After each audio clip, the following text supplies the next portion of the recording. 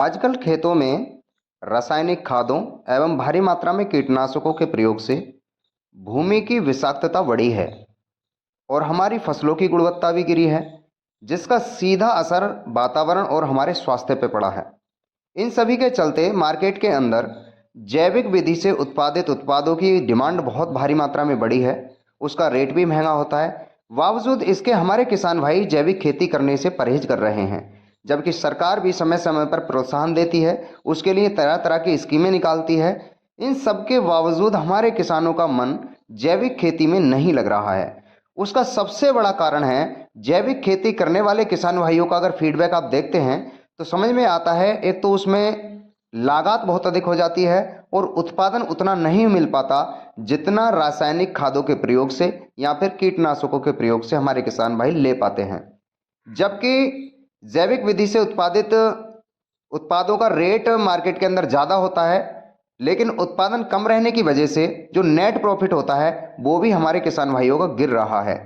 ऐसे में कोई किसान नहीं चाहेगा कि उसको खेती के माध्यम से नुकसान हो, इसलिए हमारे किसान भाई जैविक खेती की ओर नहीं बढ़ रहे हैं। तो आज के इस वीडियो में हम बताने वाले हैं क्या कारण हैं जिससे हमारे किसान भाई जैविक खेती करते समय अच्छा उत्पादन नहीं ले पाते। क्या उस उत्पादन में इंक्रीजमेंट किया जा सकता है? किन विधियों को अपना करके आप जैविक तरीके से खेती में अच्छा उत्पादन ले सकते हैं? इस वीडियो में उस पर फोकस रहने वाला है। आपसे निवेदन है, वीडियो को पूरा देखें। देखिए दोस्तों, जैविक विधि में हम सभी जानते हैं रासायनिक खादों का या फिर कीटनाशकों का प्रयोग तो बिल्कुल वर्जित है। अगर कोई किसान चाहे कि प्रथम वर्ष में ही या पहले ही स्टेप में पूर्णतः जैविक खेती करके उत्पादन ले पाए तो ये संभव नहीं है, क्योंकि हमारी खेती को आदत पड़ चुकी है कीटनाशकों और रासायनिक खादों की।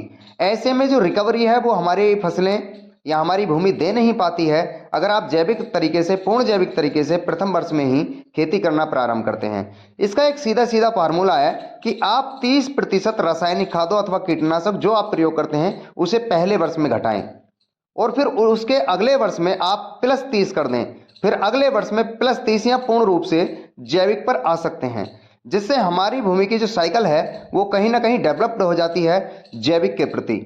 दूसरी सबसे बड़ी समस्या है कि जब आप जैविक तरीके से कोई उत्पादन कर लेते हैं तो उसे आप बेचेंगे कहाँ? क्योंकि आप अपने आधार पर, अपने लिंक के आधार पर कुछ लोगों को बेच सकते हैं, लेकिन उसके लिए सीधे सीधे मार्केट नहीं है।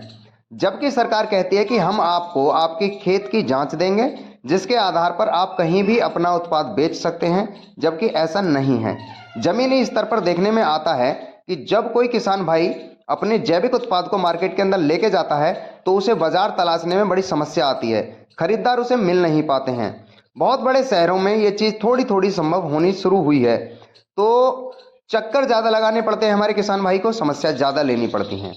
तीसरा सबसे बड़ा कारण है कि जो उत्पाद, जैसे मान लीजिए कोई इंसेक्ट आ गया, कोई फंगस आ गई हमारे खेत को नुकसान पहुंचाने वाले, तो उनके कंट्रोल के लिए आप जब जैविक विधि वाले तैयार उत्पाद, जैसे कीटनाशक हो सकते हैं या फिर फंगीसाइड हो सकते हैं जो जैविक हों, उनकी कॉस्ट इतनी महंगी होती है कि एक उत्पाद के बदले में अगर आप रासायनिक विधि से तैयार उत्पाद को लगाएंगे तो 10 बार लगा सकते हैं।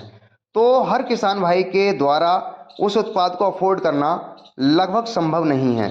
तो ये भी एक कारण है कि उत्पादों की बहुत ज़्यादा कॉस्ट हमारे किसान भाइयों के लिए जैविक खेती में बाधा पैदा करती है।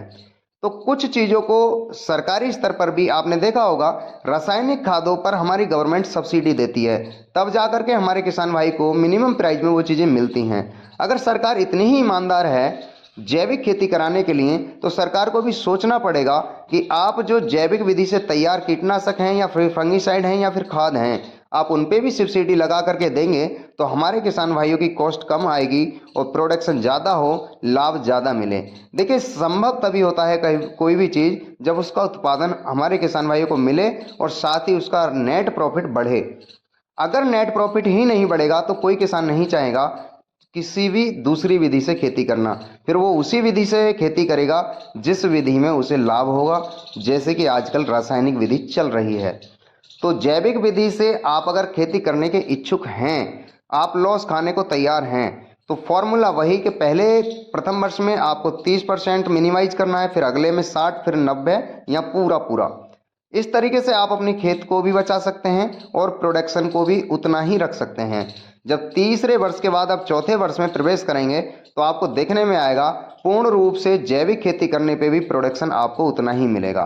क्योंकि जब नया नया किसान पहले ही वर्ष में जैविक तरीके से पूर्णतः जैविक पर ले जाता है अपने खेत को, उसका प्रोडक्शन गिर जाता है, फिर आगे से वो उस विधि को अपनाता ही नहीं है। आपको क्या लगता है, जैविक खेती से प्रोडक्शन कम क्यों रहता है? अगर आपका अपना कोई दृष्टिकोण हो तो कमेंट बॉक्स में ज़रूर बताएं।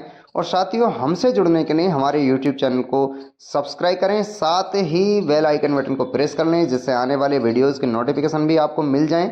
और दोस्तों, कोई सलाह हो तो भी आप हमें कमेंट में बता सकते हैं। आज के वीडियो की जानकारी कैसी लगी ये चीज़ भी मेंशन करें। तो आज के वीडियो में केवल इतना ही। नमस्कार साथियों।